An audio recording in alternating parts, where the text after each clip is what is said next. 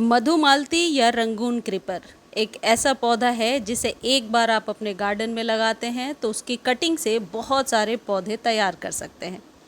ये वो पौधा है जो हर एक जगह उसके क्लाइमेट के अनुसार पूरे साल फ्लावरिंग करता रहता है, लेकिन हमारे यहाँ उत्तर भारत में ये मार्च से लेकर के बरसातों तक यानी कि मॉनसून के ख़त्म होने तक ये अच्छे से फ्लावरिंग करता है।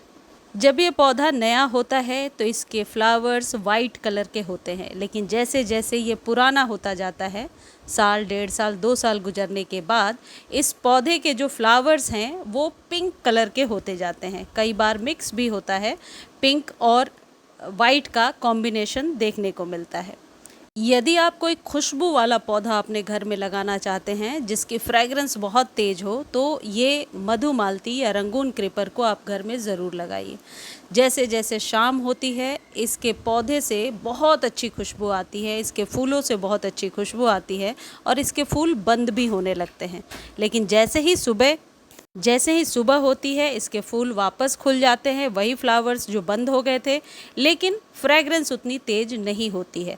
यदि ज़मीन में पेड़ लगा हुआ है तो फ्रेगरेंस समझ में आती है, लेकिन बालकनी वगैरह में मैंने देखा है कि दिन में तो कोई खुशबू नहीं होती, लेकिन इवनिंग के बाद इसकी खुशबू बहुत ही तेज़ होती है, खासकर यदि देसी वाला आपने वैरायटी लगा रखा है।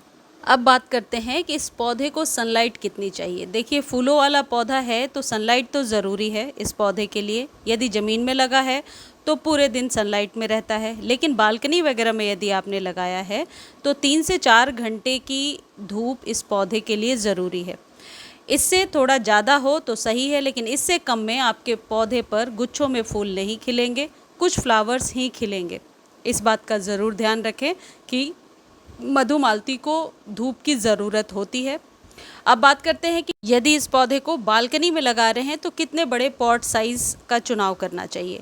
देखिए, मधुमालती को हमेशा 15 से 20 इंच के कंटेनर में, उस बीच के कंटेनर में लगाइए। इसके लिए बड़े कंटेनर का चुनाव इसलिए भी ज़रूरी है क्योंकि इसकी मल्टीपल ब्रांचेज़ हैं और जब पौधा डीप होता है, नीचे से गहरा होता है, तभी इस पौधे में आप फ्लावरिंग ले पाते हैं। जितनी इसकी ऊंचाई या चौड़ाई बढ़ती है उतनी ही ये ज़मीन में भी जाता है, लेकिन बालकनी में क्योंकि एरिया सीमित हो जाता है तो इस पौधे को अगली जो इम्पॉर्टेंट टिप है वो समझ लीजिए कि प्रूनिंग बहुत ज़रूरी है। जैसे यहाँ से मैं आपको दिखा रही हूँ, जैसे फ्लावर्स खिलने के बाद इस जगह से आप इसे कट कर दीजिए, जैसे मोगरे के पौधे में हम करते हैं। लेकिन जब ये डोरमेंसी में जा रहा है नवंबर के बाद, तो इसकी डीप कटिंग कीजिए। जैसे ऊपर से शेप को छोटा कर दिया, जैसे पत्तों को जब आप यहाँ से काटेंगे कुछ इस जगह से, तो जब इसके फ्लावरिंग का टाइम आएगा यानी बसंत ऋतु के बाद, तो जहाँ से आपने कट किया है वहीं से नई नई पत्तियाँ, नई ब्रांचेस और नए फ्लावर्स आना शुरू हो जाएंगे। तो अभी जब फ्लावरिंग का टाइम होता है तो सिर्फ प्रूनिंग करनी होती है, लेकिन जब इसके डोरमेंसी का टाइम है तो आप इसमें डीप कटिंग ज़रूर करेंगे। चलिए, अब खाद की बात मैं आपको बताती हूँ। खाद के बारे में बताने से पहले मैं आपको ये बताती हूँ कि इस पौधे को रेगुलर खाद देने की ज़रूरत नहीं होती है, नहीं तो कई बार इस वजह से ही ये पौधा ख़राब हो जाता है। आप इसे 3 महीने पर एक बार फर्टिलाइज़ करेंगे। जैसे अभी यदि आपने फर्टिलाइज़ कर दिया तो अब आपको एक बार नवंबर तक में फर्टिलाइज़ करना है, फिर फैब में करना है। 15-15 दिनों पर फर्टिलाइजेशन नहीं करनी है, नहीं तो कई बार ये पौधा उस वजह से ख़राब हो जाता है।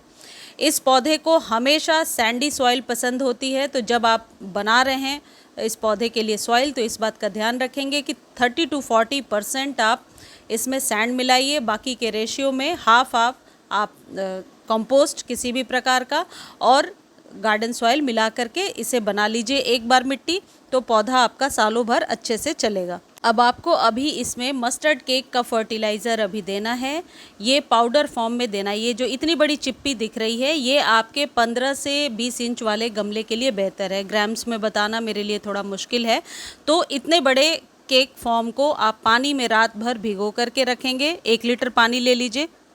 अब यदि आप सोच रहे हैं कि बरसात में लिक्विड फॉर्म में कैसे इस्तेमाल करेंगे, देखिए, मैंने और भी वीडियोस में आपको बताए हैं कि जब भी आपके पौधे को आप खाद दे रहे हैं तो उसके पहले मिट्टी का बहुत सूखा होना ज़रूरी होता है। यदि मिट्टी इस तरीके से गीली है तो आपको बिल्कुल भी खाद नहीं देना चाहिए। आपको उसके लिए क्या करना होगा, एक दिन पहले प्रिपरेशन करनी है, मिट्टी की अच्छे से गुड़ाई कीजिए। गुड़ाई करके इसको पूरे दिन सनलाइट में रहने दीजिए, फिर अगले दिन आप खाद दीजिए। हर बार ये प्रोसेस करना है जब भी आपको अपने पौधे में फर्टिलाइजेशन करनी है। तो इस तरीके से ये मस्टर्ड केक के फर्टिलाइज़र को रात भर भिगो कर रखना है। पाउडर फॉर्म में भी आप इस्तेमाल कर सकते हैं। ऐसे में 2 चम्मच आप पाउडर फॉर्म में डालिए पौधे के गमले में तो बेहतर है, लेकिन लिक्विड फॉर्म से आप रिज़ल्ट हमेशा बेहतर ले पाते हैं। अब क्या करना है, इस बात का ध्यान रखिए, जब कभी भी मस्टर्ड केक वाला फर्टिलाइज़र किसी भी पौधे में डाल रहे हैं, ये जो कंसिस्टेंसी है, ये जो मैं दिखा रही हूँ, इतना ही पतला होना चाहिए। ऐसा कभी भी ना करें कि गाढ़ी सी घोल बना लिया कि ज़्यादा फ्लावर आएंगे, ऐसा नहीं होता है। ऐसे में पौधा ख़राब हो जाएगा, सड़ने लगेगा ये खाद। तो इस बात का ध्यान रखिए कि इतना ही पतला घोल आपको तैयार करना है और अपने पौधे में 1 मग भर के, जैसे ये मग से मैं आपको दिखा रही हूँ, जितनी आपके गमले की रिक्वायरमेंट है उतना डाल दीजिए। फिर इसको कम से कम 2 से 3 महीने के बाद, जैसे पहले आपको बताया है, वैसे रिपीट करना है। चलिए अब बात करते हैं एक से अनेक पौधे कैसे बना सकते हैं। की कटिंग बहुत आसानी से लग जाती है, लेकिन कौन सी कटिंग लगेगी वो बता देती हूँ। ऐसे जो वुडी होता है, जो थोड़ा ये लकड़ी नुमा रूप ले चुका है, ऐसी पेंसिल साइज़ की कटिंग को लेकर के सॉइल में दबाना है। बार बार चेक नहीं करना है, गमले को बार बार हिलाना नहीं है, और इसे मिट्टी में नॉर्मल गार्डन सॉइल में दबा करके और इसे सेमी शेड एरिया में रख देना है। बरसात का पानी 1-2 बार चला जाए तो बेहतर है, क्योंकि ग्रोथ ज़्यादा होती है उससे। बहुत आसानी से इसकी कटिंग लग जाती है, लेकिन कटिंग थोड़ी सी पुरानी होनी चाहिए, इस बात का ध्यान रखें। कटिंग पुरानी नहीं, वो स्टेम पुरानी जहाँ से आप कटिंग ले रहे हैं। इस तरीके से यदि आप अपने रंगून क्रीपर यानी मधुमालती के पौधे की केयर करते हैं तो मुझे उम्मीद है बालकनी में, टेरेस पर या ज़मीन में बहुत अच्छी फ्लावरिंग ले पाएंगे। इस पौधे पर पानी का विशेष ध्यान रखिए, कभी भी ओवर वाटर ना होने पाए। धन्यवाद।